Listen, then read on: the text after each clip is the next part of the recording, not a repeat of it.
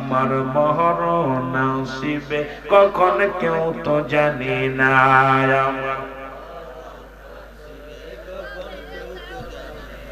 দাদু ভাই একটু জোরে বলেন না, আমার মরণ আসিবে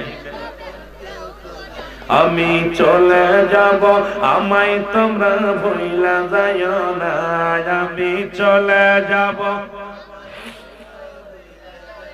আর জোরে বলেন চলে যাব, আমায় তোমরা ভুইলা যাইও না। আমার মরণ আসিবে, আর জোরে বলেন আমার মরণ আসিবে। টাকা পয়সা দালান কোটা যাহা করেছি সব কিছু ফেলাইয়া যাতে একাই চলেছি। আমি যাবার কালে ভেবে দেখি আমার কেহ নাই। আমি যাবার কালে মারহাবা, এই যাবার কালে ভেবে দেখি আমার কিছু নাই। আমার মরণ আসিবে না, বলেন মরণ আসিবে কখন কেউ তো জানি না। আমি চলে যাব, আমায় তোমরা ভুইলা যাইও না। আমি চলে যাব, ডানে বামে মাটি আমার মাটির বিছানা। ডানে বামে মাটি এ দুনিয়ার মুসলমান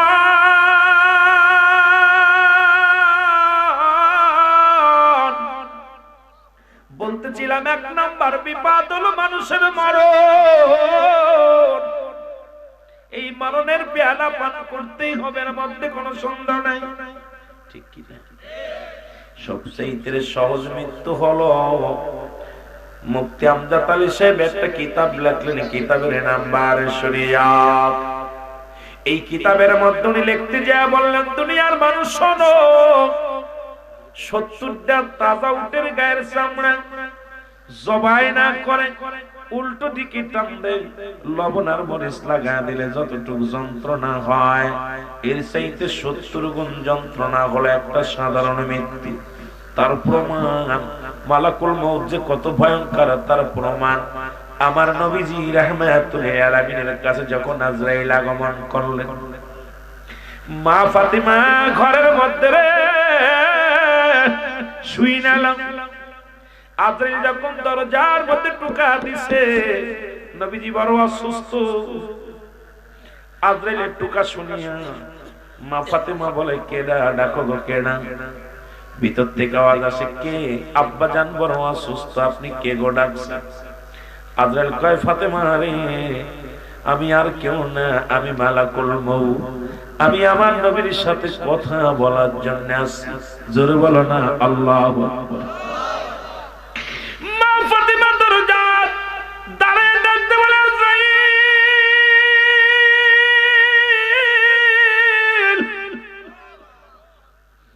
তুমি আমার বাবার কাছে সাক্ষাৎ করতে এসেছো গো। আমার বাবা বড় গুরুতর অসুস্থ, আমার বাবার বড় কষ্ট হয়। তুমি এখন আসো না, ফিরে যাও। কয় না, ফিরার সময় না, একটু কথা বলবো। নবী ডাকতে কয়, ফাতেমা রে, মালাকুল মউত আইছে, দরজাটা খুইলা দাও, আমি নবীর সাথে কথা বলবো। মা ফাতিমা দরজাটা খুলছে, দেখে আজরাইলের একটা পা জমিনের মধ্যে, পা দুইটা জমিনের মধ্যে, মাথা কানা আসমানের মধ্যে। ফাতিমা একটা চিৎকার মেরে ডাকতে বলে, বাবা জান, পৃথিবীর মধ্যে এত দানব, এত বড় দানব আমি আর কোনোদিন দেখি নাই। বাবা গো, তার আকৃতি দেখি আমি ফাতিমা ভয় পেয়েছি। ফাতিমা একটা চিৎকার দিয়ে জমিনের মধ্যে বেহুশ হয়ে গেছে। জোরে বলা যাবে না আল্লাহু আকবার। নবী ডাকতে বলে, ফাতিমা রে, ওঠো।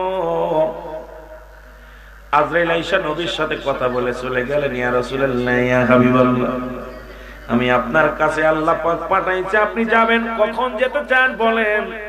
যদি এখন যেতে চান, এখন আমারে নিয়ে যাব, আপনারে নিয়ে যাব। যদি আপনি সময় দেন গো নবী, আপনি কখন যেতে চান আমি ঠিক সেই সময় আসবো আপনার কাছে। নবী নবী আল্লাহ পাঠাইছে আপনার কাছে খবর নিয়ে আমার হাবিব কখন আসতেছে আমার সঙ্গে প্রেম করতে। আমি আল্লাহ একা আমার সান্নিধ্য লাভের জন্য আমার হাবিবের প্রয়োজন, হাবিব রাখবো। ডাক দেয়ানো আমার হাবিব যদি না আসতে চাই দেরি করবা, যা বলবে শুনবেন। হুজুর আপনার কদমের মধ্যে আমি আসি, অনুমতি পাইলে আমি আপনার জানটা বাইর করব, আর যদি অনুমতি না দেন আমি জানটা বাইর করব না। যতদিন আপনার ইচ্ছা আপনি বলবেন থাকতে আমি মাওলার কাছে যা দাবি করব। আরে আমার নবী কাজরাইলে আমি যাব, আমার মাওলার কাছে যাব। তবে আজরাইল আমার মাজরুনি অসুস্থ হয়ে গেছে জমিনের মধ্যে, আমার ফাতেমা তোমারে দেখিয়া বেহুশ হয়ে পড়ে গেছে, আমার ফাতেমা হুঁশ পড়ে। আজরাইল এরপরে তুমি আগামী সপ্তাহে এসো অমুক সময় এসো। আমার ভাইয়েরা, আমার নবীজির কন্যা ফাতেমা হুঁশ হইলেন। নবীজির মেয়ে ফাতেমা থরথর করে কাঁপে আর ডাকতে বলে, বাবা যান, আমি এই বেহুশ অবস্থায় শুনতে পাইলাম আপনার কানে কানে ফিসফিস করে কে যেন আলাপ করল। আব্বা যান, আমার নবী কয় ফাতেমা রে, উনি আর কেউ নেই, উনি মালাকুল মউত। আমার মা ফাতেমা ডাকতে, আব্বা যান, এত বড় দানব আমি আর জীবনে দেখি নাই। যার আসমানের মধ্যে মাথা পা মুবারক, জমিনের মধ্যে এই দানব আসছে আজকে জানতে কবজ করার জন্য। নবী কয় ফাতেমারে শুইনা না। আজরাইল সাল্লাম যখন এই দানবের আকৃতি ধরিয়া মানুষের জানটা রূহটা বাইর করতে আসে, এমন ভাবে আকৃতি দেখায়, এইটা দেখিয়া মানুষের কোরআন চুইটা যায়, এই কলিজাটা ফেটে যায়, মারা যায়। সবার জানটা বাইর করতে আসে না, একমাত্র নবী গলি, একমাত্র আল্লাহর মাহবুব বান্দার জানটা বাইর করার জন্য আজরাইল আসে জমিনের মধ্যে। ও দরদি বন্ধুরা, আমার মতো গাঁজাখোর, ঘুষখোর, মদখোর, নারীখোর এদের জানটা বাইর করবে এমন কঠিন আযাব দিয়ে আল্লাহ। ফাতেমা আব্বা যান, আপনি কি শুনাইলেন? আমি আজরাইলকে দেখি এত ভয় পেয়েছি, আমি ফাতেমা এত ভয় পেয়েছি। আমার নবী কয় ফাতেমার ভয়ের কারণ নাই, ওই আজরাইল একদিন তোমারও ধরবে আমারও ধরবে, কাউকে বাঁচা রাখবে না। জোরে বলো আল্লাহু আকবার, আরো জোরে জোরে চিল্লায়া বলেন আল্লাহু আকবার। মরণের কথা মানুষ স্মরণ করোনা, আজরাইল আসিলে পারে রক্ষা পাবে না। বলো আজরাইল আসিলে পারে রক্ষা পাবে না। আল্লাহুম্মা, জোরে জোরে মহব্বত বলেন না। ও আলা আলি সাইয়্যিদিনা,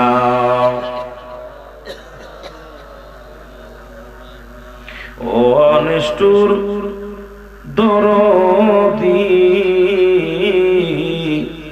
তোর প্রেমেতে হইলাম গো ভুইরাসা, আমি তোর প্রেমেতে হইলাম গো ভুইরাসা। আমি থাকতে দেখি নূরের ছবি, আমি থাকতে দেখি নূরের ছবি, আমারে পাগল বানায়। নিষ্ঠুর দরদি নবী গো, আমি তোর প্রেমেতে হইলাম পুইরাসায়। বলেন আমি তোর পিরিতে পুইরারে হইলাম সায়। ও দুরুদ মিলাদ পড়ি যখন,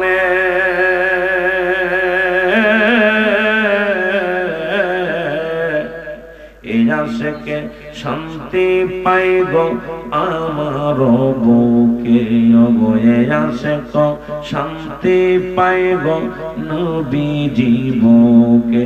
ওগো আশিকের পাগল বানাই, আশিকের পাগল বানাই, আছে যে নূরের রওজায় তোর পিরিতে হইলাম রে ফুইরা সায় মরদরদি নবীজি আমার প্রাণের দরদি নবীজি তোর পিরিতে হইলাম রে ফুইরা সায় বলো তোর পিরিতে হইলাম রে ফুইরা জোরে বলো আল্লাহু আকবার।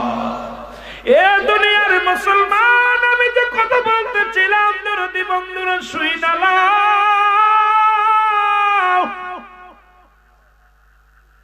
সকলের বিদায় নিতে হবে, পৃথিবীর থাকার জায়গা নয়। যে কথা বলতেছিলাম মুফতি আমজাদ আলী সাহেব কিতাব লেখলেন, কিতাবের মধ্যে লেখলেন 70টা তাজা উটের গায়ের চামড়া জবাই না করিয়া উল্টো দিকে টান মারিয়া লবণ আর মরিচ লাগায় দিলে যতটুকু যন্ত্রণা হয়, এর চাইতে 70 গুণ যন্ত্রণা হলো একটা সাধারণ মৃত্যু। এখন আমরা মরণকালে পায়খানা করে দিই, মরণকালে প্রস্রাব করে দিই, মরণকালে আমরা অনেকেই জিহ্বাটা বাইর হয়ে যায়, মরণের সময় চোখ দুইটা বড় বড় হয়ে যায়। তাদের মরণটা কত কঠিন হয়। ও বাউলার বাজানেরা একটু দিলের কান্ডা লাগা শুনে না। অনেকে মরণকালে পায়খানা করে দেয়, অনেকে মরণকালে প্রস্রাব করে দেয়, অনেকের মা বাবা মরণকালে জিহ্বা বাইর হয়ে গেছে, চোখ দুইটা বড় বড় হয়ে গেছে। আজরাইলকে দেখিয়া যখন কলিজাটা বাইর হইয়া গেছে রে, যখন ওই প্রাণ পাখিটা উড়ে গেছে, একটা অঙ্গ সঙ্গে সঙ্গে অচল হয়ে গেছে। দাদু ভাইয়েরা, এই যদি হয় সহজ মৃত্যু, কঠিন মৃত্যুটা কত কঠিন হয়। এই জন্য মানুষের প্রথম বিপদ হলো মানুষের মরণ, 2 নাম্বার বিপদ হলো কবর, 3 নাম্বার বিপদ হলো হাসরের ময়দান। এ দরদি বন্ধুরা শুনে নাও, অনেক আলোচনা করেছি, মরণের কথা বলতে যায় অনেক কথা চলে আসবে। আমার ভাইয়েরা, একদিন নয়, 2 দিন নয়, মরণ যন্ত্রণা কিয়ামত পর্যন্ত থাকবে গো। প্রতিটা বান্দার দেহের মধ্যে এই যন্ত্রণা থাকবে। আল্লাহু আকবার। আর একটু জোরে বলেন, আর একটু জোরে বলেন। এই কথাটা বলতে যে আমি একটা উদাহরণ দিই। একজন নবী ছিলেন, নাম হলো ইদ্রিস আলাইহিস সালাম। ইদ্রিস নবী জান্নাতের মধ্যে আছে। আল্লাহ ডাকতে বলে, বন্ধু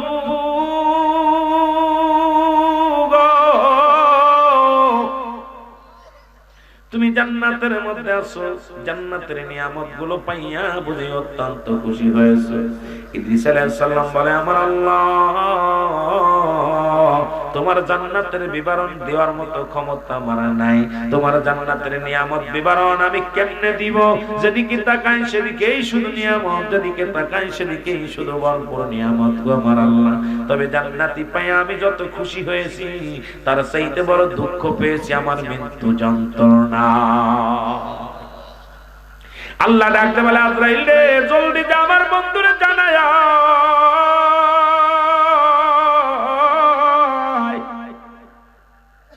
আর ইদ্রিস আলাইহিস সালামের মৃত্যুটা কেমনে হয়েছিল একটু শোনায়। আদম আলাইহিস সালাম চলে আসলেন কোথায়? ইদ্রিস আলাইহিস সালামের কাছে। ইদ্রিস আলাইহিস সালাম সালাম দা, আসসালামু আলাইকুম, হে আল্লাহর নবী ইদ্রিস আলাইহিস সালাম, আপনার কাছে আমার আল্লাহ পাঠাইছে, আপনি কিছু জানতে চাইলে জানতে পারেন। নবী বলে, ইদ্রিস আলাইহিস সালাম বলে, আজরাইল, আগে বলো আমার মৃত্যুটা কেমনে হয়েছিল বলো। আজরাইল কয়, হুজুর, মানুষের জানটা আমি বাইর করে অনেক কষ্ট দিই, তবে আপনার জানটা আমি বাইর করেছি অতি আসানে। ইদ্রিস আলাইহিস সালাম বলে, আজরাইল কেমনে আসান দিল? কয়, শুনে নেন নবী গো, আপনার বুকের উপরে শুধু হাত মুবারক রেখেছি। যেমন মায়ের বুকে দুধ খাইতে খাইতে সন্তান যেমনি ঘুমায় যায়, তেমনি ভাবে আপনার জানটা বাইর করেছি। ইদ্রিস আলাইহিস সালাম একটা চিৎকার মেরে বলে, আজরাইল রে, এই সহজ মৃত্যু যদি এত কঠিন হয়, যাদের জানটা তুমি জোর করে নিয়ে যাও, যাদের তুমি কষ্ট দাও, যাদেরকে তুমি যন্ত্রণা দাও, যারা মরণকালে অনেক কষ্ট পায় রে, তারা বন্ধুরা শুনে নাও, এই মরণ যন্ত্রণা এত কষ্ট দাও, তাদের কত কষ্ট হয় রে আজরাইল। ও দরদি বন্ধুরা, এত সহজ মৃত্যু যদি এত কঠিন হয়, আমরা মনে করি নামাজগত অবস্থায় মারা গেছে। আমরা আমার ভাইয়েরা কি মনে করি খানা খাইতে যে মারা গেছে, গমের ঘরে মারা গেছে। এই মৃত্যুটা যদি এত সহজ এত কঠিন হয়, তাহলে কঠিন মরণটা কত কঠিন হয় একবার আমাদের ভাবার দরকার। আজকে সেই চিন্তা যদি কোনো মানুষের মরণের চিন্তা থাকতো, দুনিয়া করতে পারতো না। এই মরণের চিন্তা যদি থাকতো যে সব কিছু পরে থাকবে, আমি থাকবো না। বাচ্চা সেকেন্দারে যেমনি বলেছিল, বাদশাহ ফকির হ্যায় সবকো একই ঠিকানা। বাচ্চা সেকেন্দার ডাকতে বলো, ও প্রজারা তোমরা শুনে নাও, আল্লাহ আমার সম্পদ দিছে, বাড়ি গাড়ি সব কিছু দিছে গো। আমি তোমাদের রাজা হইয়া বলতেছি, আমি যেদিন মারা যাব, আমি বুঝে পড়ে পাইলাম আমার মৃত্যুর পেয়ালা পান করতেই হবে। দুনিয়ায় থাকার জায়গা না, থাকবো না। সব ছেড়ে যেদিন চলে যাব, যাবার আগে একটা কথা বলে যাই, আমি মারা গেলে কাপড়ের বাইরে আমার হাত দুটি রেখা দিব। হুজুর বলে, হুজুরে কি বললেন? মানুষ বলবে আপনি দুনিয়ার মধ্যে অনেক তো প্রাণের কি ছিলেন, আপনি একজন নবী মানুষ ছিলেন। প্রজাদের কাছ থেকে আপনি চক্রবৃদ্ধি টাকা আদায় করতেন, সুদ আদায় করতেন। এখন মরণের পরে আবার বুঝি চান, এই জন্য হাত কানা চিত করে রাখতে হবে। বাচ্চা সেকেন্দার বলে, হুজুর রে, এটা আমার প্রজাদের বুঝায় দে, আমি এত বড় রাজা হইয়া যেদিন আজরাইল আলাইহিস সালাম দুনিয়া থেকে আমার জানটা বাইর করে নিয়ে গেল, আমি সোনা দানা নিতে পারলাম না, রাজমহল নিতে পারলাম না, বাড়ি গাড়ি ছেলে মেয়ে পরিবার পরিজন সব কিছু আমার পড়ে থাকলো। স্বর্ণের খনি থাকলো, রূপার খনি পড়ে থাকলো, তেলের খনি পড়ে থাকলো, আমার সঙ্গে কিছু গেল না। এটা দেখে মানুষটা জানা দিবে, আমি বাচ্চা সেকেন্দার সন্ন্যাতে পৃথিবীর মধ্যে এসেছিলাম,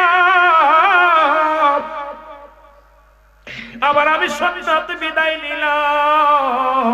আমার প্রজারা যেন বোঝে এই দুনিয়ার মোহে না পড়িয়া আল্লাহর প্রেম ছাড়া কোনো পথ নাই। আল্লাহর প্রেম করিয়া যেন দুনিয়া থেকে যায়, নাই তো কিন্তু এই দিনটা হবে বড় কঠিন। জোরে জোরে চিল্লায় বলো আল্লাহু আকবার, আরো জোরে জোরে চিল্লায় বলো আল্লাহু আকবার। কি অবস্থা!